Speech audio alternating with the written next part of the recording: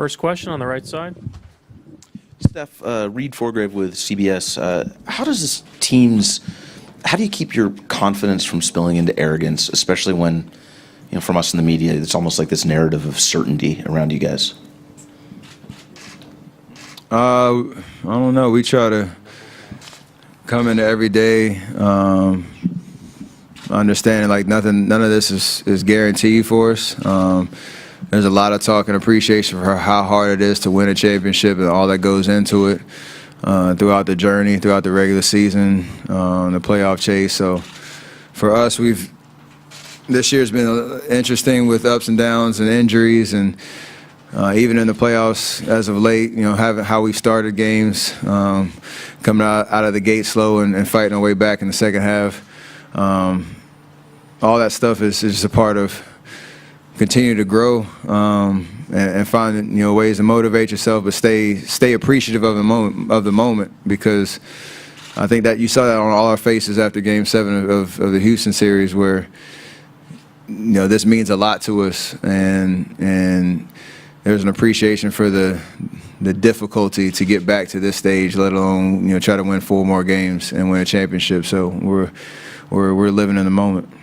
Second row on your right. Anthony Slater with The Athletic. Steph, the lack of a Finals MVP, has that ever gnawed at you, even in the summertime? And how much of a storyline do you expect that to potentially be as the series goes on? Well, it took to the second question of my first media availability, so I'm pretty sure that narrative's going to take life, as it has since 2015. But it doesn't make or break my career or whatever you want to say looking back. If we win this championship and I don't win Finals MVP, I'm going to be smiling just as wide, and just as big. But I'm going to play aggressively, confidently, with that right energy and motivation to help my team win. And usually when I'm in that mindset, good things happen.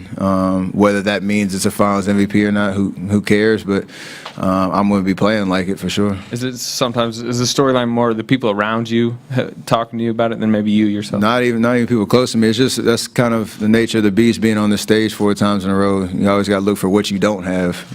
There's always that thing about society. It's always looking at what can you attain, more and more and more. And that's fine. That's part of the beast. It's part of my motivation to try to get back to the stage, because I want more championships. But I've never really highlighted the individual type, even before my regular season MVPs. I never really attacked it as if that was the goal per se. Like I said, my values around how I play, good things usually happen for me and my team if I'm in that type of mindset. Over here on the You obviously had Melissa Rowan of the Bay Area News Group. Steph, you obviously had that really interesting quote the other night about how the team could have splintered in that specific moment. Have there been other times throughout the playoffs or this season where you felt that? Not really, not in that heated of a moment, and that was kind of do or die with our season on the line. But it was a special moment for us, and I think one that we'll look back if we get the job done over these next 2 weeks, where again there's an appreciation of all that goes into winning a championship and doing it by committee and making sure every guy, whether you're playing well or not, whether things are going your way or not, that we all bring something to the fold that have gotten us to 4 straight finals, and we've done it by appreciating everybody that's a part of that group. And I think that timeout, that 2.5 minutes, was a special moment for us, and should give us some great momentum going into the series. What wasn't said in terms of, obviously there was no finger pointing, but what exactly was said? Did somebody step up and say something that really made a difference for you guys in that moment? It's kind of everybody just getting the anxiety off their chest. I don't remember, I can't transcribe everybody's comments, but I think at the end of the day, all I said was, we got it off our chest, let's move on, let's win a basketball game. And let's do it together.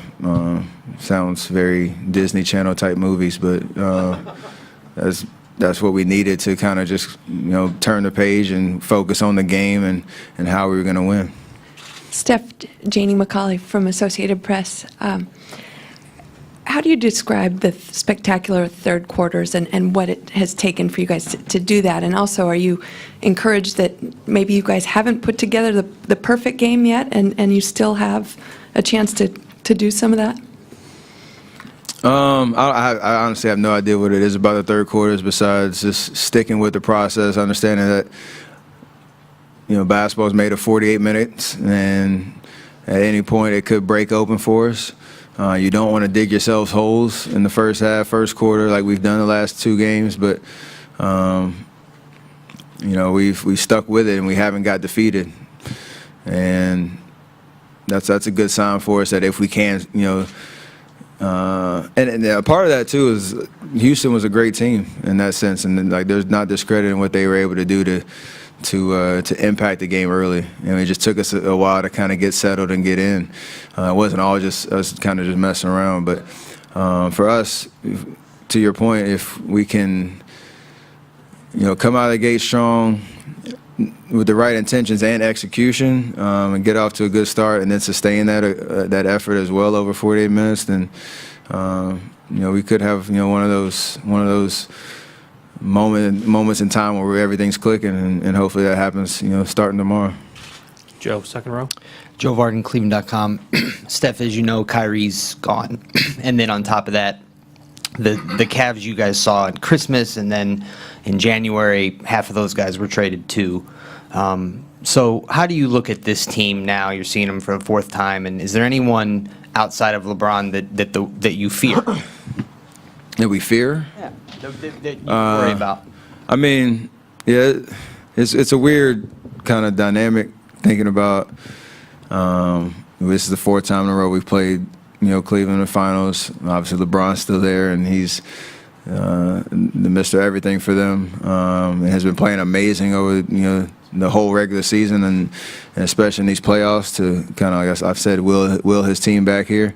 We've been watching a little bit of film this morning, trying to figure out how the other guys have kind of fit in around him, and where some of their tendencies are. And you look at Game 7, how when they played Boston, the way that Jeff Green played, the way that George Hill kind of managed the game when he had the ball in his hands, his defensive presence as well. Rejuvenated, Tristan Thompson. So let's see if Kevin Love is healthy or not. So there's the guys all around that can do things and make plays and are threats. But obviously everything starts with LeBron and trying to put up as much resistance as you can. And when he's on the floor, he's the factor that you got to worry about, and try to take the other guys out too. Mark, last question here in the front. Steph, 2 for you. Mark Schwartz, ESPN. To follow up on Joe's question, Saturday Night Live did a skit on how there's nobody on the Cavaliers except for LeBron James, and they were kind of making fun of the other players' contributions. I know the other day you kind of weighed in on that. What is it about that storyline and narrative that really rubs you the wrong way? I mean, I think, we know how great LeBron is and what he's been able to do statistically, impacting the game, the stuff that maybe it's hard to say this, but stuff that doesn't show up in a stat sheet, even though most of the time it does, the stuff that the confidence he gives the other guys, I guess, when he's out there on the floor. But, defensively, energy-wise, those other guys, whatever you want to call it, they're important to the piece, and they're a new bunch that are still probably getting familiar with each other. Obviously, they've been together since February, learning on the go, and you can't. For us, our goal is just to try not to give them any confidence as we go forward in this series, and try to use our experience and our chemistry to our advantage as we go forward. Because they are talented guys. When they have the ball in their hands, they can make plays, and you got to be ready for everybody. And secondly, in this series, there's 2 guys, one on each team, that you hear a lot about when they talk about intellect and basketball IQ. LeBron is certainly one. You faced him many times. Can you give some examples of things that he's done on the court that just blow your mind from that perspective? And on your team, the same about Draymond. Yeah, they're just basketball junkies that know the history of the game, We were joking with Draymond knows every draft class from like 1987 to now, and all the different draft orders and whatnot. But when they're out there, they just make smart plays. I can't really document them how they go, but they're always just saying the right things, making winning plays, changing the game when they're out there. So they use the mental aspect of it to give themselves an advantage and an edge. And I'm glad we got Draymond on our side, obviously, and LeBron is who he is. All right, thank you. Kevin will be right up.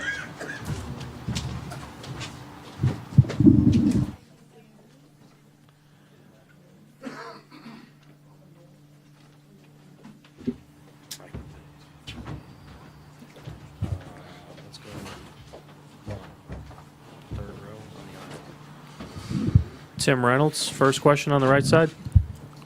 KD, Tim Reynolds with the Associated Press. That was obviously, what you guys just went through was obviously a finals caliber matchup between you and Houston. What's the process been like of resetting from the emotions that have to go into not just winning a Game 7 on the road, but a comeback like that, and now getting ready for yet another series? What's that been like the last 48 hours? It's been, exciting that we got that opportunity to go through that. And also get out of it and be in the finals again. But we're not satisfied. Definitely want to keep. Glad we're playing still, but we want to finish. We want to finish the job. So we want to stay locked in and figure out what's the best way to execute and win starting tomorrow. So it's kind of. Once you get that, put the hat on, and then you move on and get on the flight knowing you're not going back to Houston or playing them again. After that first day, it sets in that you're in the finals. So we're excited. Kevin, Ann Killian with the San Francisco Chronicle. After Game 7, Steph said there was a moment in the second quarter where he felt like things could have splintered with the team.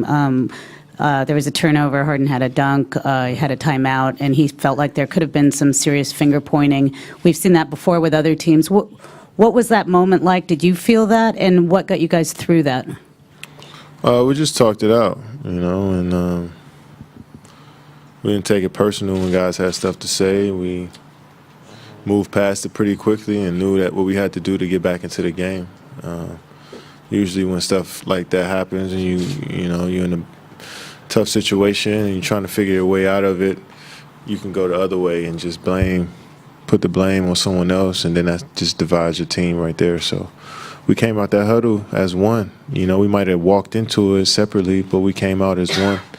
And I think that was a huge moment for us as a group going forward, not just that night, but as a group going forward, so we can look back on and realize that we can pretty much get through anything if we talk it out and communicate and realize that, the goal is just to win. So that's what happened in that game.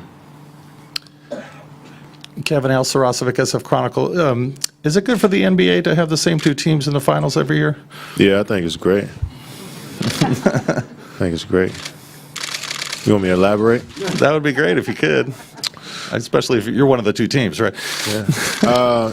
But you just get a great set of players on the court. I mean, it may not be as suspenseful as a lot of people may want it to be, or as drama-filled, but that's what you got movies and music for. I think this is a great display of basketball on the court from both sides, and if you're a real lover of the game, you can enjoy how both teams play it, even though it may be different. It's still organic and true to the game and pure to the game. So if you enjoy basketball, I don't feel like you should have any complaints, because it's a great set of players on both teams. Greg, back right. Greg Logan from Newsday. In that vein, do you think about the chance for the Warriors to make history, with 3 in 4 years possibly, as a way to be motivation against a team that most people feel is overmatched against you guys? And secondly, how does Cleveland change without Kyrie Irving here to help LeBron? What was your first question again? Will history help you overcome any sense of this being an anticlimactic series after most people thought the Western Finals are the real championship series? I mean, I just know you got to play once the ball's tipped up, and you got to execute. and you got to go over your X's and O's, and you got to run your plays right, and you got to work out before practice to make sure you feel good in the games as individual players. That's the stuff I know about. The other stuff, I mean, it's kind of hard for me to talk about. But I know everything that involves basketball, what goes into the game. I know that that's important and that you have to do it every day if you want to win. And if you don't want to get to this point, then you can half-ass through the year and, not care as much. But I think every player that's in his finals right now, they care about basketball. And that's the most important part, I think. And second question, I'm sorry. How different is this team without Kyrie and having rebooted in the middle of the season? Yeah, definitely a different identity, different team from, well, not identity, but just a different personnel from last year. I just think they still play a grind-out physical basketball game. Obviously, it's centered around LeBron's talents and what he can do out there. But I think they got a lot of good complementary pieces around LeBron's game, but also guys that can go off, and like Clarkson and George Hill that can kind of go off and do their own thing as well. Jeff Green. So they got a well-rounded team with a lot of athletic young guys, and it's different obviously without Kai in the mix as a all-world elite specimen that he is. But it does present a different challenge for us that we got to be focused in on. Dave, on this side. Kevin, Dave McMenamin, ESPN. Last finals, we talked a lot to you about how you used to work out with LeBron back in the day and played him in the finals when we were with the Thunder. But now, what does his presence in the league mean to you in terms of just checking the box score or seeing what he's doing at this stage? And then also, do you think, looking back at that shot you hit in Game 3 with him closing out on you last year, your career is kind of like pre-Game 3 and post-Game 3? Was that? No. What about the first question? No. First question, yeah, definitely. You check the scores for all the best players in the league, and you want to see what they're doing and how they're contributing. And, it's an inspiration to see different guys in the league, whether it's guys coming up and, showing who they are for the first time, or guys that's been in the league for so long who continue to bring that consistency every year. Bron's one of those guys that in order for you to be great like that, you got to do it day after day after day. And a lot of people don't have that mental capacity to even think about being that great every day. You know what I'm saying? So that's inspiration right there, and that's just a, motivation to be the best that you can be as well. So, yeah, obviously you look at the best players all throughout the whole season, especially in the playoffs. And I had a pretty solid career before I hit that shot. I felt as though No, it was good. Last question here on the left side before Draymond. Melissa Rowland, Bay Area News Group. Obviously, Kevin, Game 7 was kind of a tale of two halves for you. Was learning to have a short memory something that you picked up recently? Was that something you had to learn over the course of your career? How did you learn to develop that skill, and what sort of goes into that for you personally? Well, this is my 11th year in the NBA. I know a lot of people that probably didn't watch me play before I got to the Warriors, but I was in the league before I got here. And I learned a lot along that time. I actually won an MVP award. I went to the Olympics. I scored a couple points. So I gained some experience over that time, if you don't know. And I learned a lot about myself as a player over that time and what works for me. And I think having a short memory is good, obviously, but also reflecting back and seeing what you can pull from situations as well to make you better in the future. And it's a balance that you have to have where you don't want to always look in the past or the present. The past or the future and stay in the present, but you want to kind of, see what you can take from your past to make your future better, if that makes sense. So I just try to have a balance of the two, and always be a student and learn about the game every single day and take it from there. Thank you, Kevin.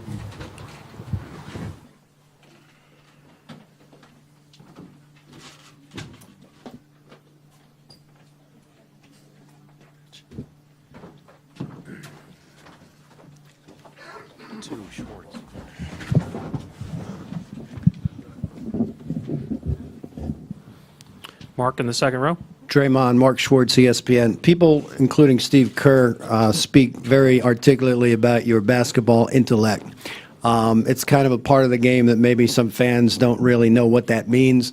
What does it mean, and in how have you developed your basketball intellect, and how does it help on a game-to-game basis when your team needs you?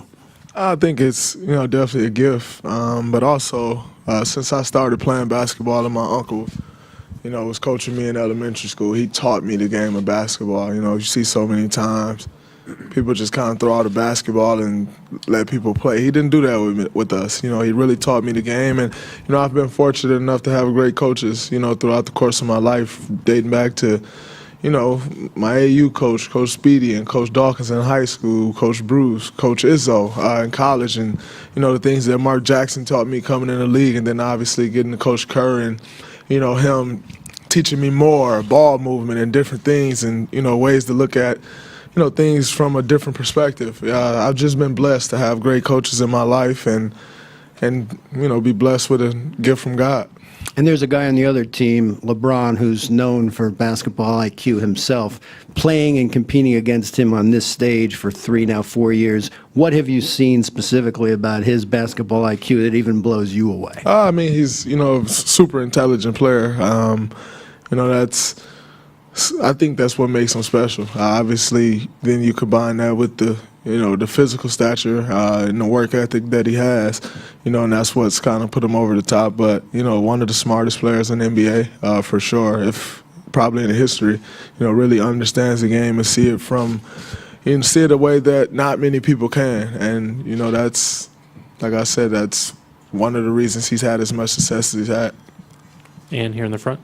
Ann Killian with the San Francisco Chronicle. Draymond, Steph after Game 7 said that there was a moment in the second quarter when he felt like things could have splintered, that you guys could have all pointed fingers and it could have just combusted, and yet you got through it. I'm just wondering if you felt that, and how did you guys get through that moment?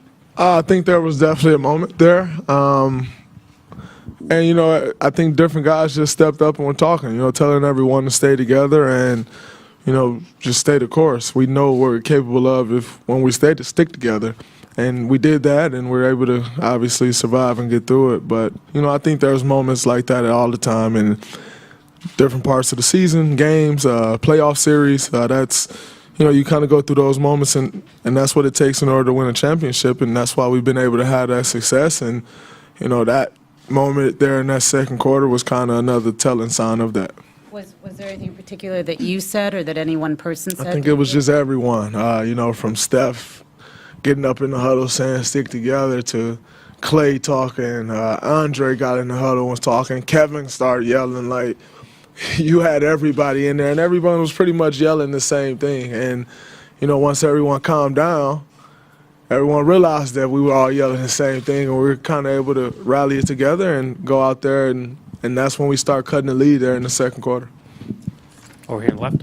Hi, Draymond. Kareth Burke, NBC Sports Bay Area. What role will familiarity play in these finals? And over 4 years, the rosters have changed, but maybe the core is the same. So what's the familiarity, that chess match of outthinking and outplaying your opponent? I think, our coaching staff does a great job of, preparing us and making sure we know everything that they're going to run. It all boils down to going out there and executing it. But also, more importantly than that, going out there and fighting. It's going to come down to who wants it more, who's going to make those extra plays, get those 50-50 balls. If I remember back to 2015, they were getting all the 50-50 balls, and we were struggling. When we turned, Kyrie went out, Kevin Love was out, I think, and they were beating us off 50-50 balls. When we started dedicating ourselves to doing that, the whole entire series changed. And that's what it's going to be about, in this series, coming up with rebounds and 50-50 balls and, trying to get out and run and different things of that nature. But we know that, and we can do as many X and O's as we want. The team who wants it more is going to be the team who wins. How about for you, a guy who studies tendencies, knowing this opponent so well, namely LeBron?